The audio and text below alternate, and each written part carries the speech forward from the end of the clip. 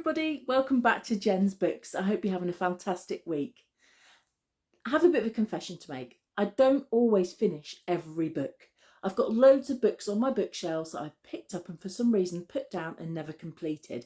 And there's lots of different reasons. I'm sure I'm not the only one who picks up a book and doesn't finish it. So I thought today I wanted to talk about some of those books, some of which to hold myself accountable, because some of these books I think I'll actually really love. I just need to sit down and read them. Some of them I think I've just been put off by the sheer length of them. But there are others that actually I think probably could be passed on or unhauled without too much difficulty. So what I'm interested in knowing is, what are the books that you've read that you've not completed? And any of these books that I'm talking about today, have you read them? Would you recommend I stick with them, or would you suggest I save time and just unhaul them now? So let's begin. First of all, I have House of Leaves by Mark Danielewski. I had this recommended as a horror book, as a gothic horror, some time ago. It's a really unusual book, and it's sort of a mixture of documents that have gone together and a memoir that are put together to make this sort of scary book. But it's so big. I'll read out what it says for the information. It says, Johnny Truant, wild and troubled sometime employee as an LA tattoo parlour, finds a notebook kept by Zampano, a reclusive old man found dead in a cluttered apartment. Herein is the heavily annotated story of Navidson Record. Will Navidson, a photojournalist, and his family move into a new house. What happens next is recorded on videotapes and in interviews. Now the Navidsons are household names. Zampano, writing on loose sheets, stained napkins, crammed notebooks, has compiled what must be the definitive work on the events of Ash Tree Lane. But Johnny Truant has never heard of the Navidson Record, nor has anyone else he knows, and the more he reads about Will Navidson's house, the more frightened he becomes. Paranoia besets him. The worst part is that he just can't dismiss the notebook as the ramblings of a crazy old man. He's starting to notice things changing around him. It says immensely imaginative, impossible to put down. Well, unfortunately, that isn't the case for me. I picked this up and I've heard loads of really good things about it, but is it worth continuing? It was just really complex.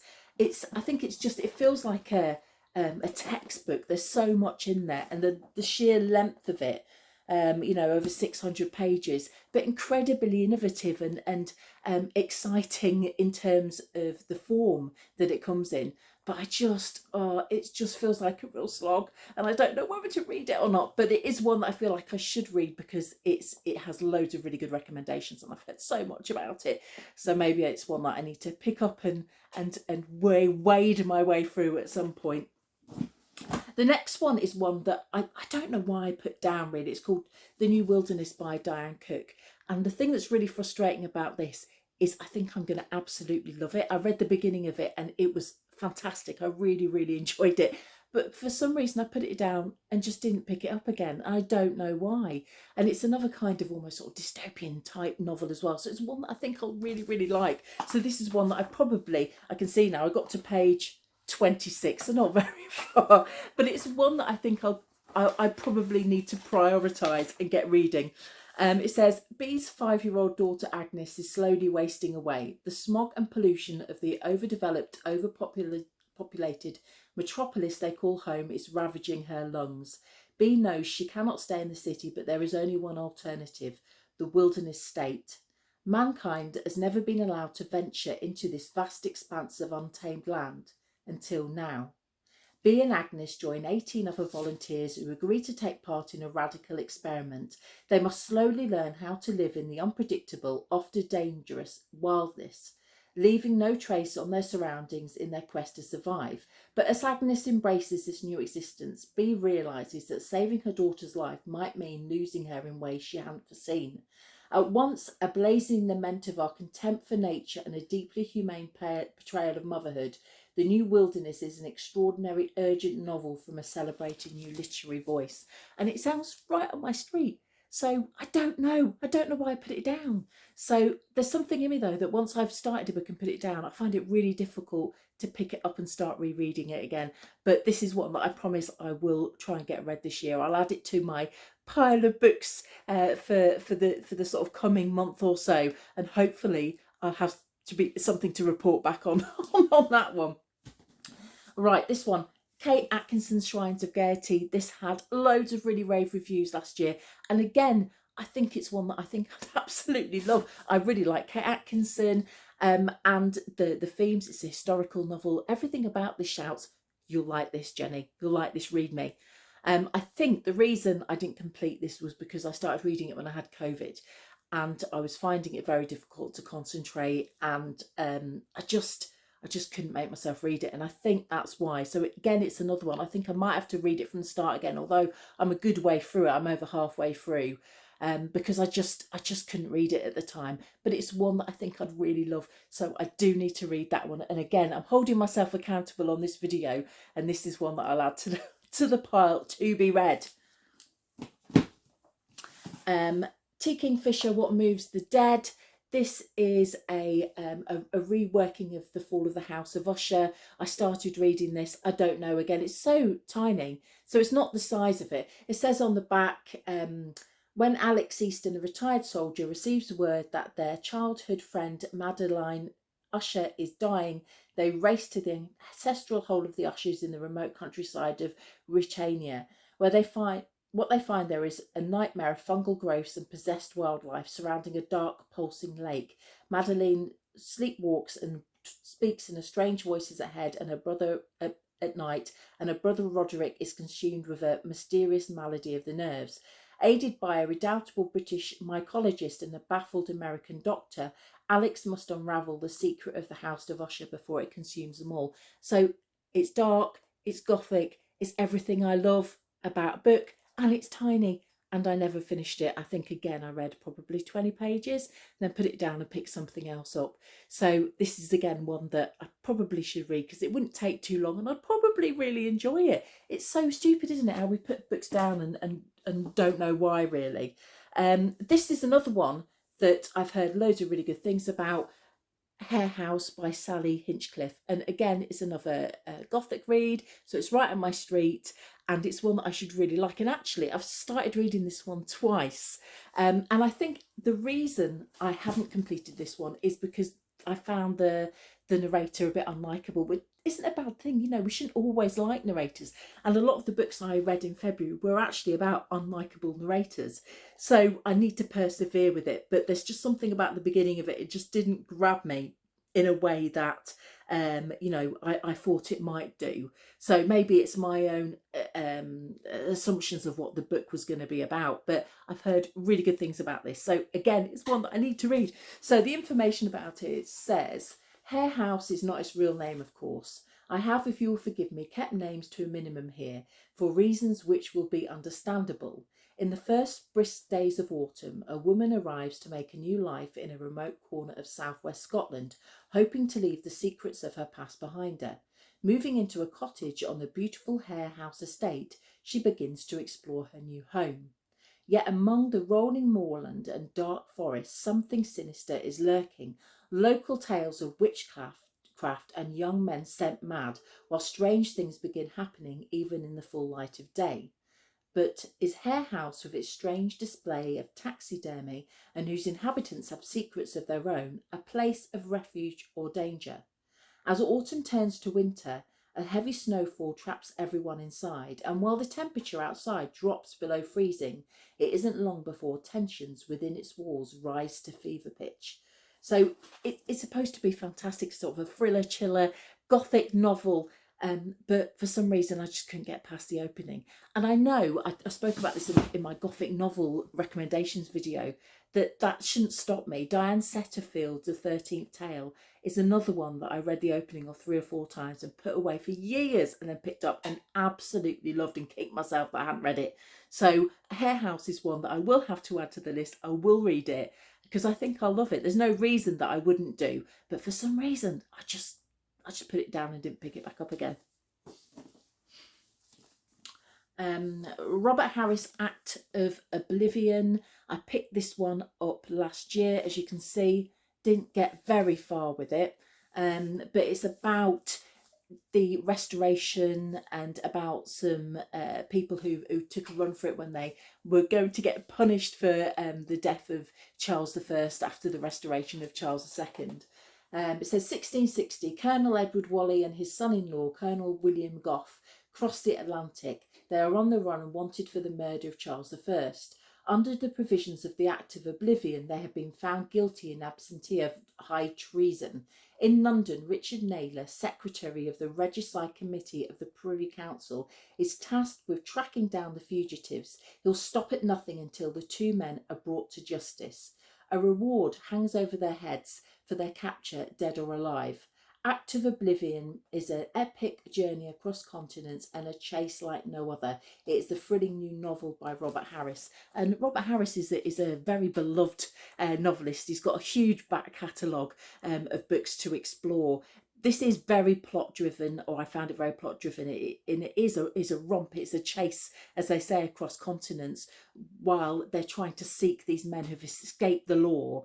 But I don't know, it just didn't grab me. Again, I think there's a lot of plot and forward momentum, but I didn't engage with the characters as much. So I don't know whether this is one that I'll continue with, but I'd love to know your thoughts. Is it worth continuing with this one? Is it a book that you've read that you really enjoyed, or have you read any other Robert Harris that you'd recommend? But yeah, I don't know. I mean, again, it's annoying because I've read about a third of the book, so I feel like I should persevere with it.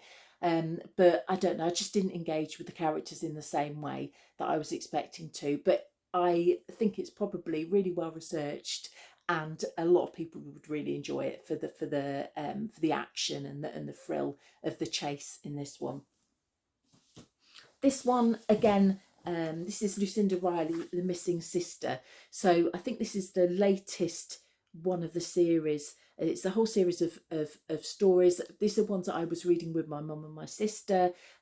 We read them all really, really quickly because there was a lot of them available to read in one go. And as you can see, they are huge. And basically, the idea of the Seven Sisters series is there are 6 sisters who were adopted from across the globe as children. And they live with Pa Salt in this idyllic and privileged lifestyle, but then Pa Salt dies and each of the girls goes in search of their own beginnings and their own heritage. So there's usually 2 time periods, one in the past in the location that the sister is from, and one in modern days as the sister is looking to find out about their heritage, and the two kind of meet.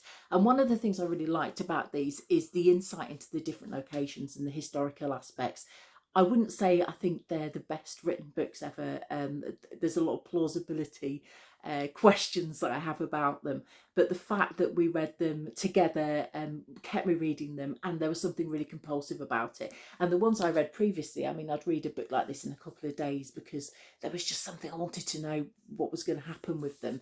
But this is the sort of last one, The Missing Sister, which is actually, so this must be the 7th book. This is about the sister that they knew they should have had but didn't, and it's all related to some, the Seven Sisters star sign in the sky. So there's them. This is The Missing Sister. The 6 Dalpisa sisters have each been on their own incredible journey to discover their heritage, but they still have one question left unanswered: who and where is the 7th sister?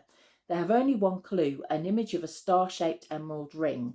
The search to find the missing sister will take them across the globe from New Zealand to Canada, England, France and Ireland, uniting them all in their mission to complete their family at last. In doing so, they will slowly unearth a story of love, strength and sacrifice that began almost 100 years ago when other brave young women risked everything to change the world around them.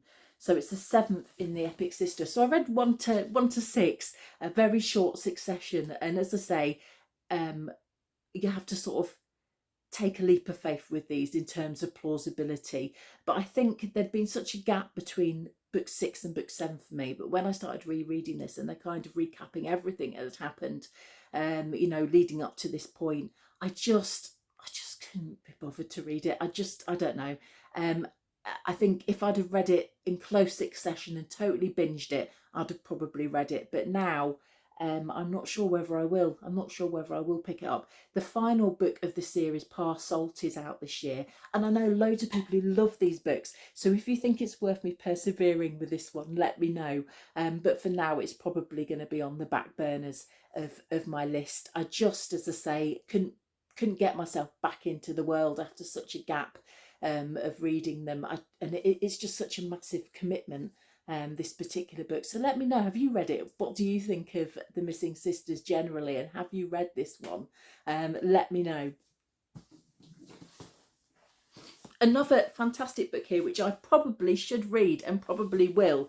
I haven't even taken the cover off this to keep it clean, but it's Demon Copperhead by Barbara Kingsolver. This came out at the end of last year. Loads of acclaim, loads of really good reviews, and I do need to read it. It's a rereading of David Copperfield, sort of set in a completely different location.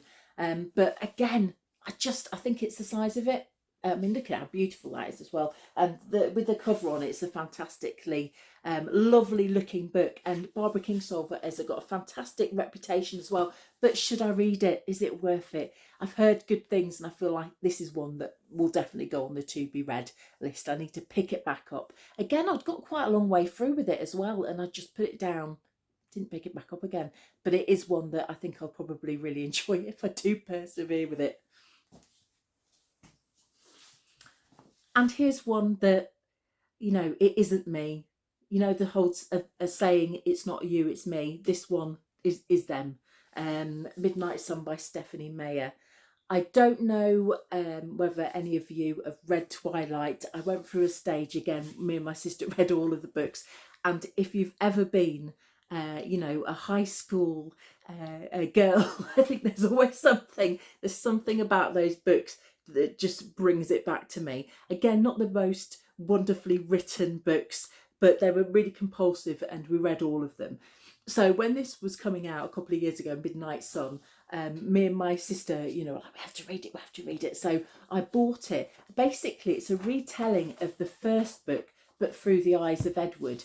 And it's so close to the original book that I was reading it, and I felt like I'd read it before. I just don't want to read the same story. I already know how it works out. And I find the character of Edward quite problematic. And I wonder if this is one of the reasons this book was written, as a way to kind of answer that criticism. But yeah, I didn't get very far with it. So I would be interested to know if anybody's read this one, Midnight Sun by Stephanie Meyer, and what you thought about it, whether it's worth picking up. But it's so big and chunky for it to be the same story as one I've already read, and not the most amazingly well written story. No disrespect to Stephanie Meyer. I mean, I went to see all the films as well. I've thrown my money at that franchise, but I just, I kind of feel like life is a bit too short for that one. Next we have, From the Sublime to the Ridiculous, a Man Booker Prize winner, A Brief History of 7 Killings by Marlon James. Again, it's one that I picked up. I thought, I've got to read this. It's a Booker Prize winner. I'll read you the blurb, but for some reason I just couldn't engage with it. I just found it really difficult to follow. I don't know why. It will be me, whereas the other one was them and not me. This one is definitely me. It says, 7 gunmen storm Bob Marley's house, machine guns blazing. The reggae superstar survives, but the gunmen are never caught. From the acclaimed author of the Book of Night Women comes a dazzling display of masterful storytelling exploring this near-mythic event. Spanning 3 decades and crossing continents, A Brief History of 7 Killings chronicles the lives of a host of unforgettable characters: slum kids, one-night stands, drug lords, girlfriends, gunmen, journalists, and even the CIA. Gripping and inventive, ambitious and mesmerising, A Brief History of 7 Killings is one of the most remarkable and extraordinary novels of the 21st century. So, I mean, talk about being sold. It sounds fantastic. I just don't know why I couldn't get to grips with it. So is this one that's worth me picking up and having another go at? You tell me. It will probably go on the back burner for now. It's been on my shelf for a while already, but I really want to read it because I've heard it's fantastic. But I don't know. I just struggled with this one. Again, there's a running theme here. It's also quite a chunky boy. So whether or not that put me off subconsciously as well, I don't know. Next we have Stuart Turton, Devil and the Dark Water. I love books about boats. I love books in these sort of really restricted locations, and this fits in with that. I picked it up. I have a feeling I've read stuff by them before and really, really loved it. But oh, that was it. Yeah, The Seven Deaths of Evelyn Hardcastle. He wrote that, and I really loved that. It was really complicated and complex, and but a real romp. I really enjoyed it. But this, I don't know. I don't know. It's 1634, and Samuel Pepys, the world's greatest detective, is being transported from the Dutch East Indies to Amsterdam, where he's facing trial and execution for a crime he may or may not have committed. Travelling with him is his loyal bodyguard, Arent Hayes, who is determined to prove his friend innocent. And while also on board are Sarah Wessel, a noblewoman with a secret, and her husband, the Governor-General of Batavia. But no sooner is the ship out to sea than devilry begins to blight the voyage. A strange symbol appears on the sail. A dead leper stalks the decks. Livestock are slaughtered in the night. And then the passengers hear a terrible voice whispering to them in the darkness, promising them 3 unholy miracles. First, an impossible pursuit. Second, an impossible theft. Third, an impossible murder. Could a demon be responsible for their misfortunes? With Pip's imprisoned, only Arendt and Sarah can solve a mystery that stretches back into their past and now threatens to sink the ship, killing everybody on board. Everything about that sounds amazing to me. It sounds amazing, and I really like his last book, so why haven't I finished it? I didn't get very far at all with this one, so maybe it's one that I need to give another go. Let me know what you think. Is this a book that you've read? But it sounds fantastic, so I do feel like I need to pick it up and have another go. Last of all is another fantastic book with loads of really amazing reviews, The Great Circle, and again one that I know that I'll love. I've heard so much good reviews about this book. It was came out last year, was incredibly popular. Maggie Shipstead, but I picked it up and I've got probably 1/6 of the way through, and I just haven't got any further. I don't know why. I was born to be a wanderer. From the night she is rescued as a baby out of the flames of a sinking ship, told you I like books about ships, to the day she joins a pair of daredevil pilots looping and diving over the rugged forest of her childhood, to the thrill of flying Spitfires during the war. The life of Marion Graves has always been marked by a lust for freedom and danger. She sounds amazing. I want to read about her now. In 1950, she embarks on her life's dream to fly a great circle around the globe. But after a crash landing, she finds herself stranded on the Antarctic ice without enough fuel. With a fearsome stretch of water separating her from her goal, she writes one last entry in her logbook. She is ready for her final journey. Half a century later, Hadley Baxter, a brilliant troubled Hollywood starlet, is irresistibly drawn to play Marion Graves, a role that will lead her to probe the deepest mysteries of the vanished pilot's life. I mean, again, it sounds amazing, and I think I'll love it. But for some reason, I don't know. I just didn't.